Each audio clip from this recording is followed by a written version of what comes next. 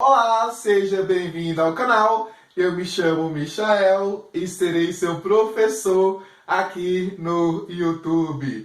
Hoje vamos conversar um pouquinho sobre as organelas ribossomos, retículo endoplasmático liso e rugoso, e não podemos esquecer do complexo de Golgi. E esse ribossomos é uma organela que tem como função produção de proteína. E essa organela ela é formada por um RNA especial, um RNA ribossomal, mas aonde que ela é formada? Ela é formada lá no núcleo da célula, por uma organela conhecida como nucleolo.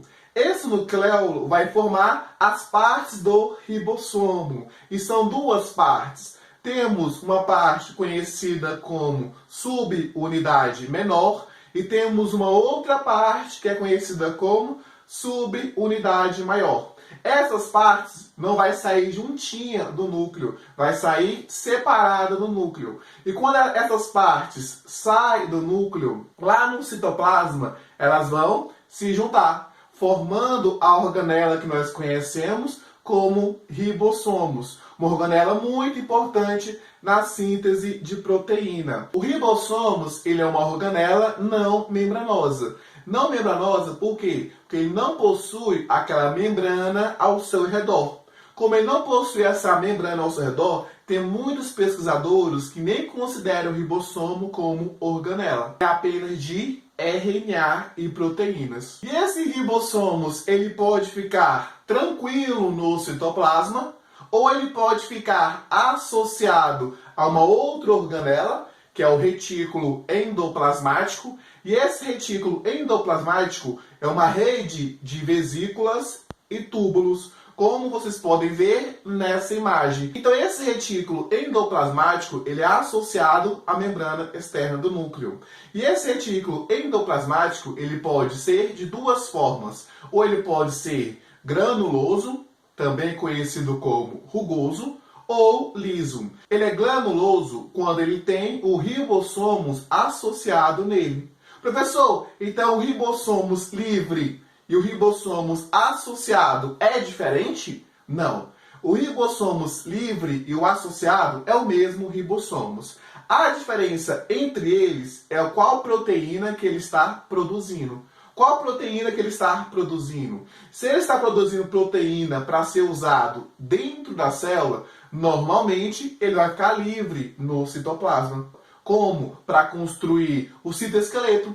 O citoesqueleto é uma estrutura que tem dentro das células animais, que tem várias funções. Uma delas é manter a forma da célula, e esse citoesqueleto ele é produzido graças às proteínas do ribossomos livre. Só isso? Não! As proteínas que é usado no interior da célula, como eu já mencionei, ou até dentro do núcleo, é produzido pelo ribossomos livre. Ah, e o ribossomos que está preso no retículo endoplasmático? Essas proteínas podem ser usadas dentro da célula, um exemplo, para montar outras organelas, como o lisossomos. Nossa, o lisossomos ele é montado pelas proteínas do retículo endoplasmático rugoso? Perfeito! O retículo endoplasmático rugoso vai começar a produção dessa organela, do lisossomos. Ou essas proteínas podem ser utilizadas para formar a membrana plasmática. Apenas isso? Não. Como eu disse, as proteínas podem ser levadas para fora. Um exemplo, lá no pâncreas. No pâncreas vai ter uma produção de insulina, que está associado à diabetes. Essa insulina é produzida no retículo endoplasmático rugoso. Você deve estar pensando, mas como que a célula vai saber que o ribossomos ele tem que ficar solto ou ele tem que ficar no retículo? Não é a mesma coisa? É, você tem razão, é a mesma coisa. Como que a célula vai saber? Gente, vai saber por conta daquilo que o ribossomos está produzindo. O início da produção de proteínas sempre vai ocorrer no citoplasma. O início da proteína que vai dizer se o ribossomo vai continuar solto ou se o ribossomo vai ficar associado ao retículo endoplasmático. Se esse início de proteína tiver uma sequência que nós chamamos de sequência sinal, vai vir uma outra proteína, vai pegar esses ribossomos e vai associar esses ribossomos ao retículo endoplasmático. Olha que interessante, eu estou produzindo uma proteína, saiu uma sequência sinal, veio uma outra proteína que reconhece essa sequência sinal, pega o ribossomos, gruda ele. Quando o ribossomos termina de produzir essa proteína, o ribossomos ele é retirado do retículo endoplasmático. Aí é um ciclo. Se porventura ele produzir outra proteína que tiver essa sequência, beleza, vai acontecer a mesma coisa. Vai vir uma proteína que reconhece essa sequência, vai grudar o ribossomo de novo e por aí vai. É dessa forma que é decidido se o ribossomo continua no citoplasma livre ou se ele vai ficar associado ao retículo endoplasmático. E essa proteína que está sendo produzida pelos ribossomos vai cair dentro do retículo endoplasmático, num local conhecido como cisterna. Depois que ele cai nesse local, o retículo endoplasmático vai modificar essa proteína, deixando essa proteína ativa. E o retículo endoplasmático liso não tem função? Tem várias. O retículo endoplasmático liso tem como função produzir lipídios, como os ácidos graxos, os fosfolipídios, os esteroides. Resumindo, lipídios. Nas células não é muito comum ter um excesso de retículo endoplasmático liso. Não é muito comum, não. Um local que tem muito retículo endoplasmático liso é lá nas gônadas.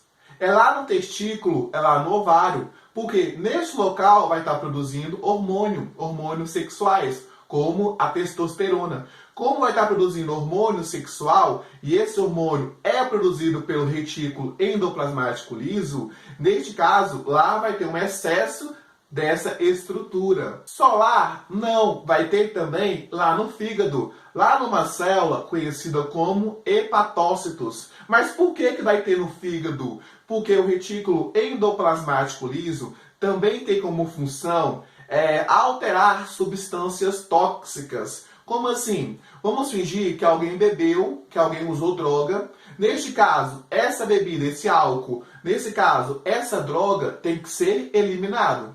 Para que essa droga e esse álcool seja eliminado de maneira mais rápida, mais eficiente, o retículo endoplasmático liso vai modificar essa substância.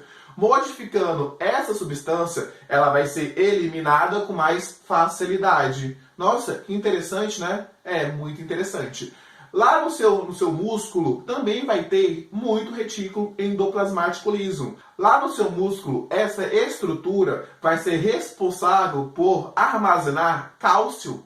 Ah, mas cálcio é bom para quê? Para contração muscular. Se você consegue movimentar o seu braço, é graças ao seu músculo. E esse músculo necessita, na hora que você está movimentando, de cálcio. E esse cálcio vai ser armazenado pelo retículo endoplasmático liso. O complexo de Golgi ele é formado por discos membranosos e achatados. Observa essa imagem. Nessa imagem você vai conseguir perceber o que eu acabei de dizer. Ele é formado por um disco, mas só que esse disco ele é achatado.